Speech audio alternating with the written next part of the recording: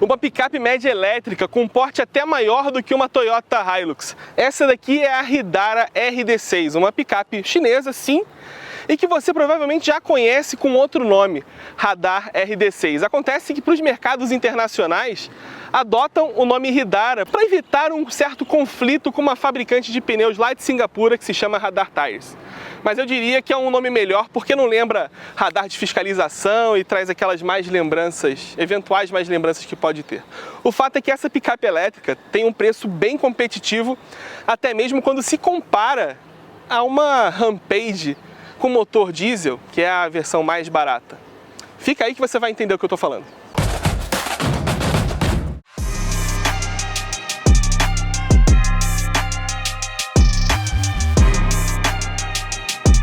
Isso daqui é em primeira mão, mas para você continuar assistindo, só peço que você se inscreva no canal da Quatro Rodas, clique no sininho para ser notificado a cada novo vídeo por aqui. E como você sabe, apontando seu celular para esse QR Code aqui do lado, você pode assinar todo o conteúdo da Quatro Rodas e conferir também todas as edições do acervo digital, com todas as Quatro Rodas publicadas desde 1960. Se você tiver tempo para ver tudo, corre lá! A Hadar, ou a Hidara, é uma nova marca do grupo Geely, que é uma gigante chinesa que é dona da Volvo, dona da Zeekr, dona da Lotus, dona da Smart e até dona de parte da Aston Martin. É um enorme conglomerado que aproveitou seu know-how de fazer carros elétricos para lançar uma marca só para veículos utilitários elétricos, que é a Hadar para a China ou a Hidara para o mercado externo. E a RD6 é o seu primeiro carro, tem menos de 2 anos de lançado. É uma novidade ainda, e a versão com tração nas 4 rodas é tão recente que ela só vai chegar daqui a alguns meses. E quem está trazendo essa marca para o Brasil é a Timber, uma empresa do Grupo Rodo Paraná que até então representava apenas fabricantes de veículos pesados ou maquinários pesados, equipamentos florestais, equipamentos de construção civil. Não parece, mas tem a ver, porque quem compra veículos florestais também tem uma preocupação com a ESG, que combina muito bem com um veículo elétrico, principalmente com uma caçambinha atrás. Mas esse carro aqui tem um potencial também para quem é um comprador usual de picapes médias. O fato de ser um grupo com tantas marcas entrando agora no mercado de carros elétricos dá uma boa ajuda para esse carro aqui, que é concebido inclusive sobre a plataforma SEA, de Sea, como se fosse mar em inglês, que é a base dos Zeekr, é a base do novo Volvo EX30, mas aqui em uma escala, em uma dimensão mais adequada a um veículo utilitário. Mas também não surpreende o fato de, pela frente, vendo a dianteira, você achar que se trata de um SUV. Fazer uma picape monobloco sempre tem essa intenção de você conseguir entregar qualidades de um SUV de uso urbano, com uma carroceria que tem uma caçamba lá atrás. E aqui na frente você até tem uma certa relação, se você olhar bem, com o Volkswagen, né? Veja, farol full LED, integrado por barras iluminadas, tem uma questão aí de Volkswagen Taos. Só que eu te digo, um Taos é um pouquinho menor em termos de altura e largura que esse carro. E como essa daqui é uma das primeiras unidades importadas, eles enviaram com o logotipo da Geely, que é esse escudo aqui, que você pode até lembrar dos tempos que o Gandini, que é o importador da Kia, trouxe essa marca, trouxe o compacto GC2 e o sedã EC7 para o Brasil e não durou mais do que 2 anos e meio. Pois bem, a Geely evoluiu muito nos últimos 10 anos. Surpreendentemente, evoluiu bastante, como você vai ver agora no resto do carro. Eu não sei se nas imagens dá para ter noção de como ela é grande, mas essa picape é 20 centímetros mais comprida do que uma Ford Maverick, ou 3 centímetros mais comprida do que uma Hilux. Ela tem 5,26 m de comprimento e 3,12 m de entre-eixos. É uma dimensão de picape média grande mesmo, das maiores médias que tem, por mais que isso não faça muito sentido. A altura é de 1,83 m e a largura, sem considerar os retrovisores, é de 1,90 m. São dimensões bem interessantes, ainda mais se você pensar que é monobloco e não há um chassi de longarinas aqui embaixo roubando espaço. Então você tem uma cabine bem ampla, como você vai ver daqui a pouco. Esse conceito técnico muito tem a ver também com o uso de uma picape no mercado chinês, porque lá, pelo menos nas médias e grandes cidades, é proibido que o cliente normal, as pessoas físicas, tenham uma picape para rodar do dia a dia. As picapes nos centros das cidades, elas ficam restritas a serviços públicos, a operações de tapa-buracos, iluminação, água, enfim, serviços públicos são os principais compradores desse tipo de carro na China. Aí sim, para mercados de exportação é que se torna um veículo de dia a dia, um veículo de lifestyle mesmo. E aí sim, uma caçamba com uma cabine tão grande tem muito valor. Agora deixa eu só te falar da roda, porque se você está reconhecendo o design dela, ela realmente é de Land Rover. Na verdade, esse carro está com uma roda em teste, digamos assim, porque ela tem aro 21. E o modelo padrão, que vai vir de fábrica, a partir da concessionária com o carro, é o modelo aro 17 que você está vendo na imagem de cobertura. Mas é bem verdade que uma rodinha um pouco maior, com pneu um pouquinho mais estreito, fica bem legal nesse carro. Principalmente, fica proporcional ao porte do carro.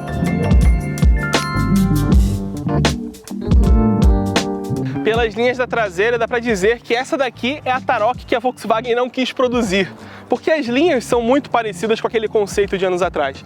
Lanterna de LED com prolongamento para a lateral, uma barra iluminada integrando as duas lanternas e até mesmo a posição da placa lembra muito. Eu também acho parecido esse para-choque com refletor bem nessa posição. Agora, o que é diferente nesse carro é o tamanho da caçamba. Só de área aqui são mais de 2,2 metros quadrados e o volume é quase de 1.200 litros. Deixa eu só te mostrar, tem um segredinho. Eu aperto o botão aqui e ela vai me liberar a abertura elétrica e tem amortecimento para ela ter uma queda bem devagar aqui. E esse tampão possivelmente será oferecido como acessório depois. Ele não é elétrico, mas é bem prático, porque você só puxa e ele recolhe. E aqui está a caçamba, que tem capacidade de carga de 755 litros. Até isso é um número bem grande para uma picape elétrica, porque geralmente existe aquele equilíbrio entre o conforto da suspensão traseira, o peso extra das baterias e o que sobra para você levar carga. Aqui é basicamente a mesma capacidade de uma Fiat Toro a gasolina. Tem até 5 quilos a mais do que uma Toro e muitos litros a mais em capacidade. Nem precisa considerar que aquela capota rouba um pouco da capacidade de carga, porque ela ainda continua com certa vantagem. E ainda tem um baita segredo aqui atrás, que é praticamente um quadro de luz. São 4 tomadas e ainda tem 2 tomadas 12 volts aqui. Se você somar tudo que está disponível, são 21 kW de energia que ela consegue entregar ao mesmo tempo. Ou seja, você pode acampar com um carro desse, que com a bateria cheia, a bateria maior, com mais de 80 kW, você vai poder ficar ali umas 3, 4 horas com uma geladeira, um micro-ondas, uma máquina de lavar, uma televisão e várias outras coisas conectadas diretamente no carro. E lá na frente, pela central multimídia, também é possível setar quanto de energia você vai poder reservar para garantir uma autonomia para você retornar à sua casa, onde você estava antes. Você não vai ficar no meio do nada sem energia, a não ser que você queira, né? Vai de cada um.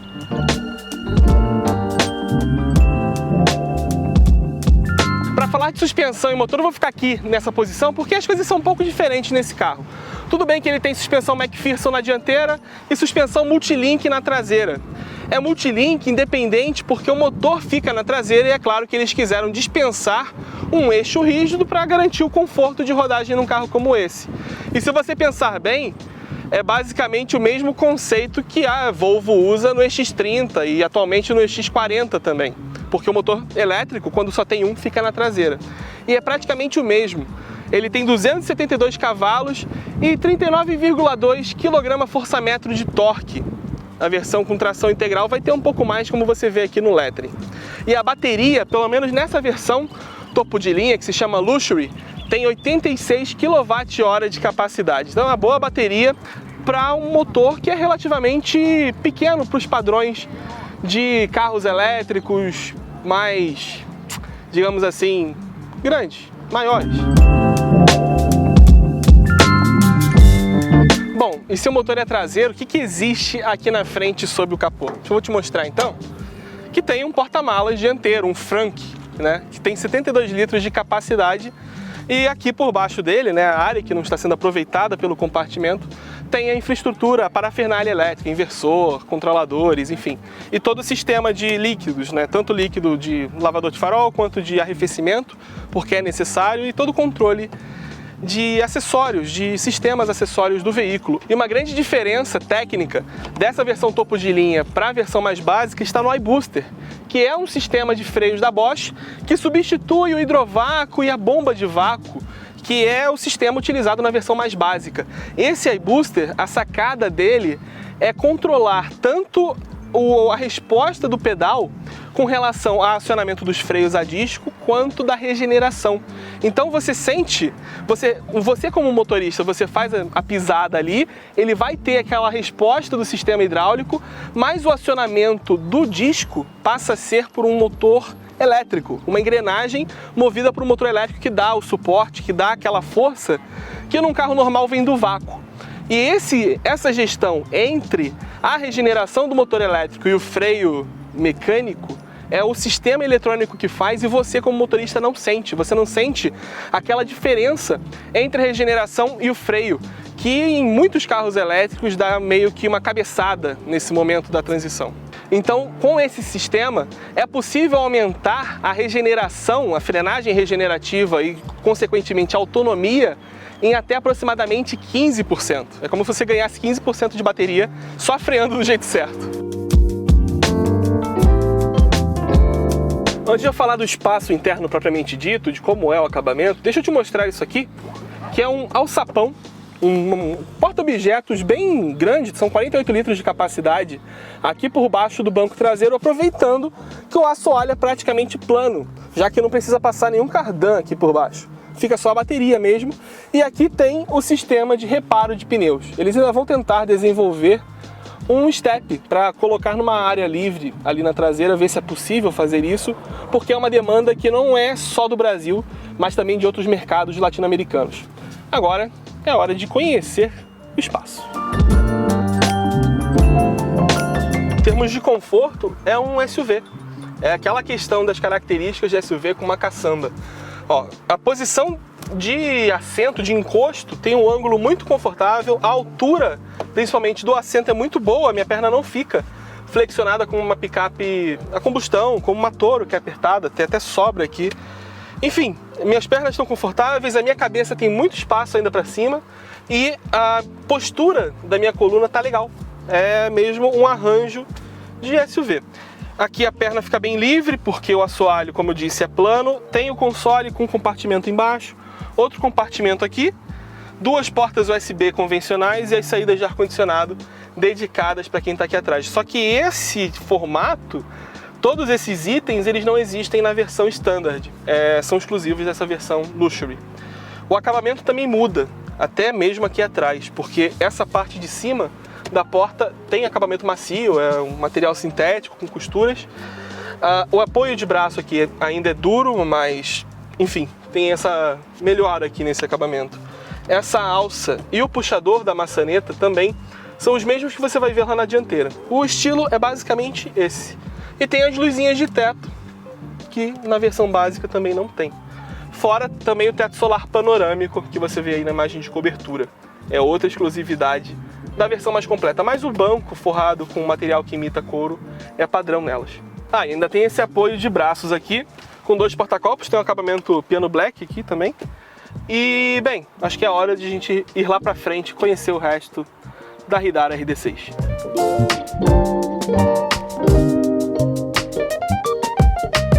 Até existe um SUV da Geely que usa esse mesmo painel, para você ver como é um nível mesmo de carro de passeio.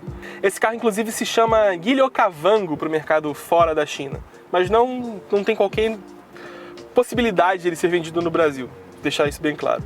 O fato é que é um baita painel, ele tem um console elevado, tem um porta-objetos aqui por baixo e tem essa faixa macia no painel.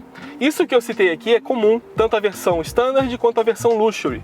Mas o resto pode mudar. Por exemplo, essa versão mais cara tem esse seletor de modos de condução, né, entre Eco, Comfort e Sport. Tem o assistente de descida e o controle de estabilidade, tudo acionado por botões. E também tem a função Auto Hold. O seletor de marcha também muda, passa a ser outro, porque o console é diferente na versão básica. E ele também perde esses botões de acesso rápido, que para quem costuma utilizar o BYD Dolphin faz muita diferença, porque você aperta qualquer controle, você já tem acesso às funções do ar-condicionado aqui.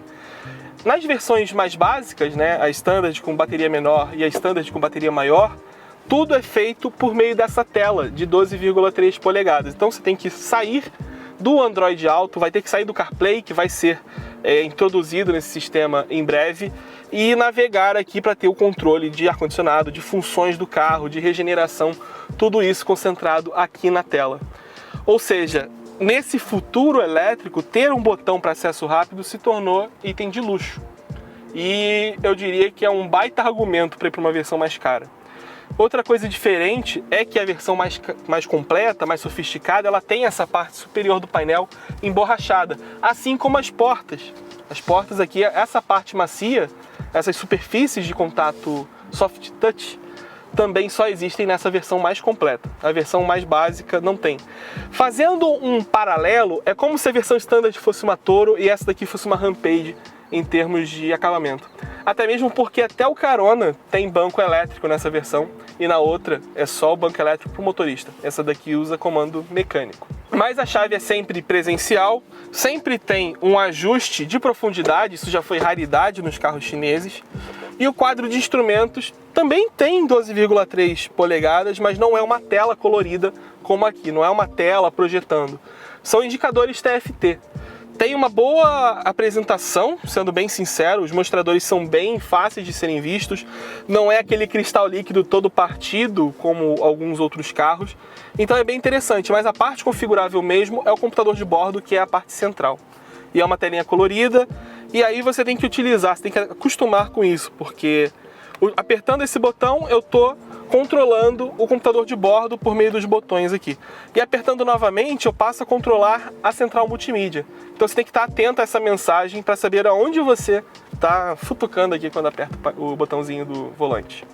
É só mesmo isso. Agora, para a função de volume, para a função de passar música, quando ela sai do modo de controle, já passa a funcionar normalmente.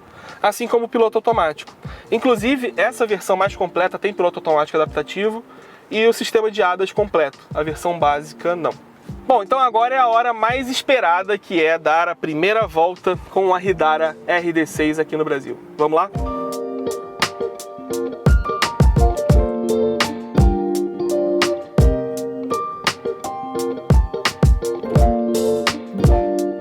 Olha, primeira impressão de comportamento desse carro é impressionante.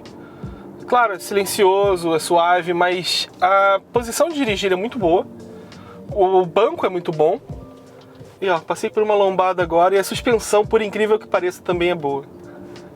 Realmente, cada carro chinês que eu pego eu me surpreendo mais, porque agora eles estão até sabendo calibrar suspensões, aparentemente.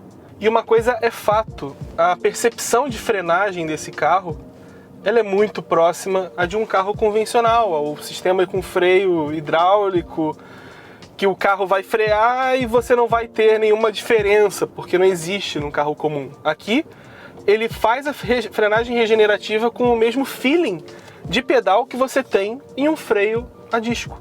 E a hora que ele faz a transição de freio, você não percebe a diferença. E qual é a grande sacada disso, além do que eu falei? É possível, não quer dizer que na Hidara eles façam isso, mas é possível você mudar o feeling do pedal de acordo com o modo de condução também. Não apenas a direção, não apenas a resposta de acelerador, mas também deixar mais precisa ou mais confortável o feeling, o tato que você tem, a resposta de pedal de freio. É para isso até que a Bosch vende esse sistema. Mas aqui na Hidara a grande vantagem é justamente o aumento da autonomia. Ele usa de uma forma mais inteligente e mais imperceptível a frenagem regenerativa. Nesse momento aqui, a frenagem regenerativa, 80 kW de recuperação que ele alcançou no máximo, e eu não tenho aquela sensação de desaceleração de freio motor, até mesmo porque eu estou no low, mas eu posso colocar a maior intensidade de frenagem, aí eu tiro o pé do acelerador e ele progressivamente faz a resposta de freio, quase um one pedal, mas assim, a velocidade mais baixa, você tem que recorrer ao pedal para ter o freio de serviço, né, para usar o freio a disco. Quanto mais opção, melhor, e quanto menos você percebe que está dirigindo um carro elétrico, também é melhor. Não quero defender ruído falso de motor, mas essa diferença menor acaba por tornar mais palatável ou mais fácil a adaptação a um carro elétrico. E resposta de freio é uma das coisas mais difíceis, assim como a direção muito leve. E essa direção aqui, ela tem um peso bem bom. Com a roda original de 17 polegadas, que deve virar 18, pelo que me falaram, nas próximas unidades que serão enviadas para o Brasil, já para o lançamento, o carro passa a sensação de ser mais leve, mas também a direção fica um pouco mais leve também. Aqui ele fica um pouco mais responsivo, eu prefiro assim, sempre. Agora, esse carro, ele esterça muito para uma picape monobloco, ainda mais depois de dirigir Toro, né, por bastante tempo. A resposta de direção é muito boa. Você não sente que esse carro tem um entre-eixos tão grande quanto 3,12 metros. E ó, muito suave, a resposta de pedal é muito agradável. Ele tem parece que de forma proposital, ele tem uma certa demora para entregar toda a força do motor quando você pisa suavemente o acelerador. Isso também é bom. E sim, 272 cavalos é exatamente o mesmo motor que alguns Volvo utilizam, as versões com um motor só, né? Ó, passei por uma tampa de bueiro, que é uma das coisas que eu mais odeio em asfalto urbano, e o carro filtra isso muito bem. Outra coisa legal para picape é você não ter aquela vibração da suspensão traseira, que é mais notável ainda quando tem um eixo rígido, né, nas picapes desse porte. E nesse carro não tem, ele roda mesmo como um SUV. Sério, eu acho que é o carro chinês com a melhor suspensão que eu já dirigi. Melhor estabilidade. Olha, peso de direção muito legal. Eu não sabia que a Geely atualmente fazia calibrações tão interessantes para carros de passeio, para picapes também. E muito bom ter isso no carro descarregado, no carro vazio, né? Se eu falar descarregado aqui, vou achar que é bateria, mas sem carga na traseira. E se mantiver um comportamento assim com carga, excelente. Se tendo com uma suspensão traseira com molas helicoidais, suspensão independente, é realmente muito bom mesmo. Agora eu vou botar o modo esporte, eu tenho que ver aqui na tela, esporte. A resposta de pedal fica melhor, e aí sim a aceleração vem mais forte, ó. Rapidinho, nada muito, porque senão é muito proibido aqui. Vamos lá. Anda bem. Anda muito bem. Agora uma condição mais de estrada, vou tentar a retomada dela aqui. Faz um zumbidinho de motor, mas é bem estável, bem boa.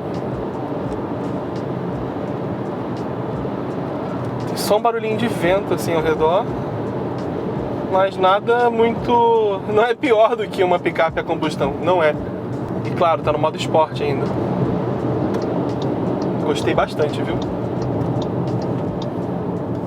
E digo mais, se a picape é gostosa de andar assim, imagina os carros de passeio da Geely.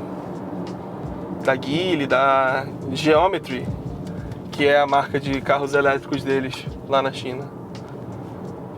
Bem legal mesmo. 10 anos atrás, quando vendiam um Geely no Brasil, não era assim não. Tava bem longe de ser bom, na verdade. Também aprenderam de fato com a Volvo as melhores estratégias para criar um carro, um projeto, um modelo. E pensando bem, 272 cavalos é exatamente a mesma potência da Rampage com motor a gasolina ou mesmo RT. Legal! vai ter uma boa briguinha aí. E se bobear, deixa eu mostrar um negócio aqui. Não é... Bateria, 514 km de autonomia com 93% de carga em ciclo CLTC e em WLTP dá esses 397, 400 km. Talvez seja uma autonomia maior do que a Rampage consegue fazer com gasolina, sendo exigida da forma como eu estou exigindo essa daqui.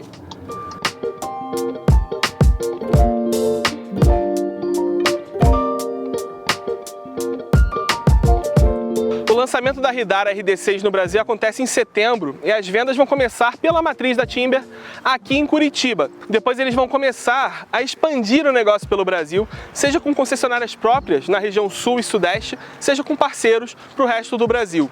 Mas eu já posso adiantar que os preços vão variar entre 249.990 para a versão standard com a bateria menor de 63 kW até os 309.990 para esse carro aqui, o Luxury com a bateria de 86 kWh. E no meio de campo ainda vai existir a versão standard com bateria de 86 kW para combinar um uso mais rústico com uma autonomia maior, e aí entre 550 e 600 km. E aí mais para o final do ano chega a versão com tração nas 4 rodas, que aí sim vai ter um motor dianteiro e a potência máxima vai chegar aos 430 cavalos, já prometendo um 0 a 100 em 4,3 segundos, e até com umas diferenças estéticas, já com o nome Hydara na grade. Deve ser interessante, mas isso é coisa lá pro fim do ano. Em resumo, a Hydara RD6 seria uma picape interessante até mesmo se tivesse motor a combustão, seja diesel, gasolina ou híbrido, mas é elétrica. Picapes elétricas ainda são incomuns no Brasil, só que ela consegue te passar uma sensação de ser uma picape convencional quando você está ao volante.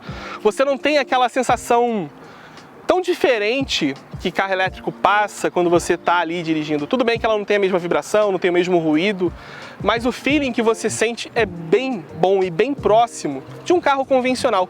E isso eu vejo como uma qualidade. Outra qualidade, em se tratando de picape elétrica, é que ela não se parece com uma Tesla Cybertruck, né? Eu acho que isso é meio nítido. E é isso. Essa foi a Hydara RD6 em primeira mão para você que acompanha a 4 rodas. E como você sabe, aqui se faz jornalismo em qualquer lugar do mundo, com carro de qualquer nacionalidade, e em qualquer lugar do Brasil também, até em Curitiba.